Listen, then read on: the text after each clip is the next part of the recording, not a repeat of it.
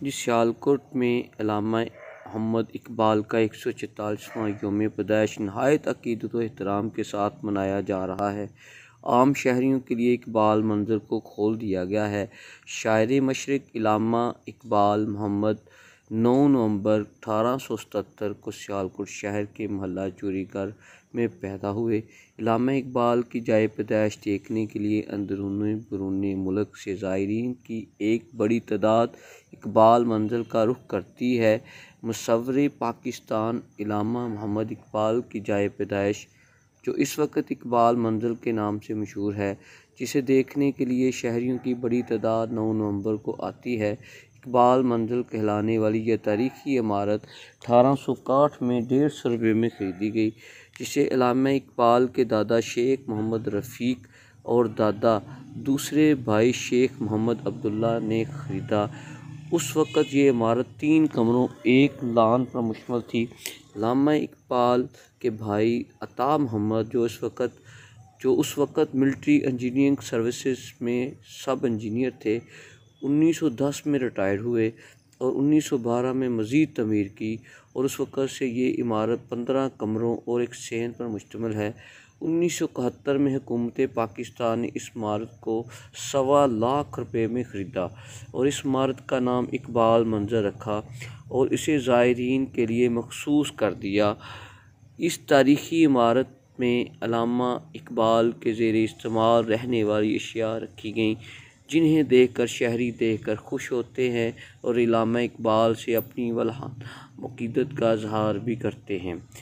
इस इमारत में अल्लामा इकबाल की शख्सियत पर लिखी गई कुतुब रखी गई हैं और दीवारों पर उनकी तस्वीर नस्ब की गई हैं और साथ ही पोस्टर पर उनके अशार भी लिखे गए हैं। इस तारीख़ी इमारत को देखने के लिए अंदरूनी बैरूनी ममालिक से लोग आते हैं और उनके ज़ेरे इस्तेमाल अशिया को देखकर महज़ूज़ होते हैं। अब बात करें इकबाल के पोते मुनीब की, तो वो बड़े ख़ूबसूरत अंदाज़ में अपने जज्बात का इज़हार कर रहे हैं अपने दादाजी का। और दूसरी तरफ अगर बात की जाए शहरियों की, तो शहरियों को कहना है, जब भी हम इकबाल मंज़िल में आते हैं रूहानियत महसूस करते हैं। दूसरी तरफ यहाँ पर जो इंचार्ज इकबाल मंज़िल के हैं, वो बड़े खूबसूरत अंदाज में इकबाल के बाओजदाद के बारे में बातें बताते हैं। क्योंकि अल्लामा साहब का ताल्लुक़ पाकिस्तान से है, हम उनको घर की मुर्गी दाल बराबर समझते हैं। यहाँ के ख़ास तौर पे जो हुकूमत और हुकूमती इदारे हैं, आप ये नहीं समझते कि अगर अल्लामा साहब की सोच और फ़िक्र ना होती, उन्होंने खुतबा इलाहाबाद में अलहदा रियासत का मुतालबा ना किया होता, उन्होंने कायदे आज़म को ना कायल किया होता, तो ये मुमलिकत कभी भी मारज़ वजूद में ना आती। हम हमेशा के लिए ग़ुलामी के अंधेरों में भटकते रहते। अंग्रेज़ ने ऐलान किया था कि हम जमहूरी अमल के ज़रिए आज़ादी दे देंगे। कांग्रेस पार्टी जो थी वो अक्सरियत रखती थी। ये तो अल्लामा साहब की सोच थी और कायदे आज़म की मेहनत और काविश थी कि हम ना ही सिर्फ अंग्रेज़ से बल्कि कांग्रेस पार्टी से भी नबुरद आज़मा होकर हमने पाकिस्तान हासिल कर लिया। ये अगर अल्लामा साहब ये काविश ना करते, इस काविश की इब्तिदा ना करते अपनी सोच और फ़िक्र के ज़रिए और कायदे आज़म को कायल ना करते, तो ये मुमलिकत कभी भी मारज़ वजूद में ना आती। हमेशा यहाँ पे आके बहुत खुशी महसूस होती है। मेरा तो ये एक तरह आबाई घर है और मुझे हमेशा यहाँ पे लोगों की तरफ से बहुत ज़्यादा मोहब्बत और अक़ीदत मिलती है। वैसे तो हर शहर पाकिस्तान का, हर गांव, हर गली, हर कोना मेरे लिए उतना ही अजीज़ है जिस तरह मेरा अपना घर होता है, क्योंकि ये सारी रियासत जो है ये हज़रत अल्लामा इकबाल की सोच और फ़िक्र और कायदे आज़म की काविश का नतीजा है। तो मेरे लिए तो पाकिस्तान का हर कोना उतना ही अजीज़ है जितना मेरे लिए मेरा अपना घर। पर सियालकोट एक ख़ुसूसी अहमियत रखता है मेरे दिल में भी, और हज़रत अल्लामा इकबाल के दिल में भी रखता था, मेरे वालिद के दिल में भी रखता था। मेरे वालिद हज़रत अल्लामा भी इस घर में पैदा हुए और मेरे वालिद जनाब जावेद इकबाल मरहूम वो भी इस घर में पैदा हुए।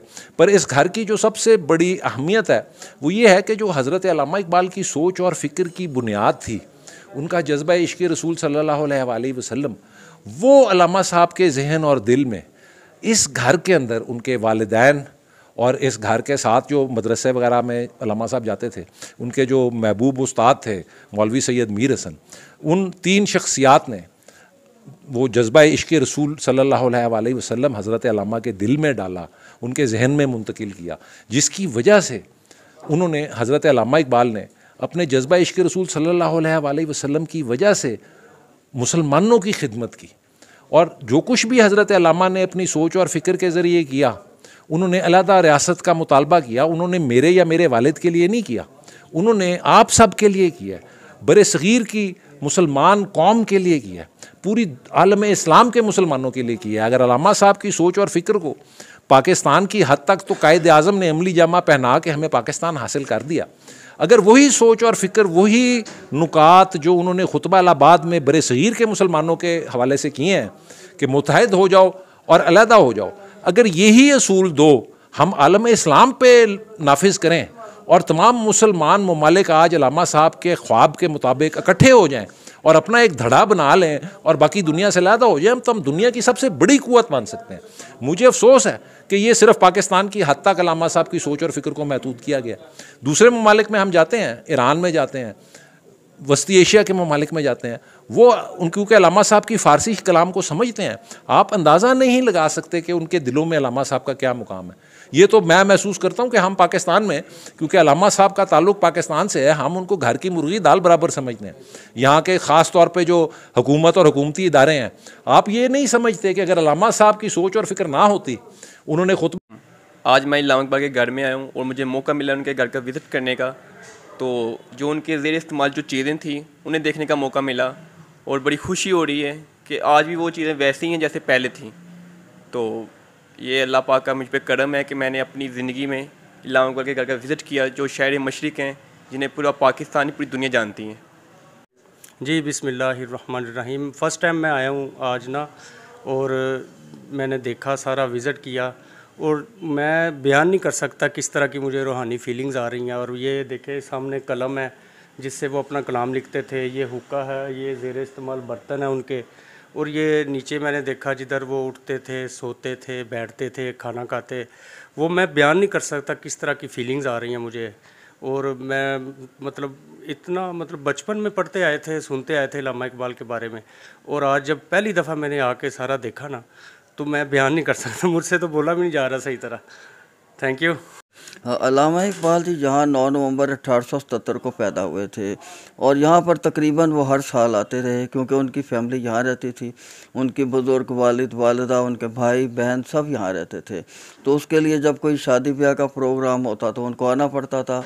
तो इसलिए हम ये नहीं कह सकते कि सियालकोट से उनका रब्ता मुसलसल रहा। 1934 में वो यहाँ पर आए, जबकि उनके बड़े भाई की बड़ी बेटी की शादी थी। उसके निकाह पर उनके बाकायदा दस्तखत हैं।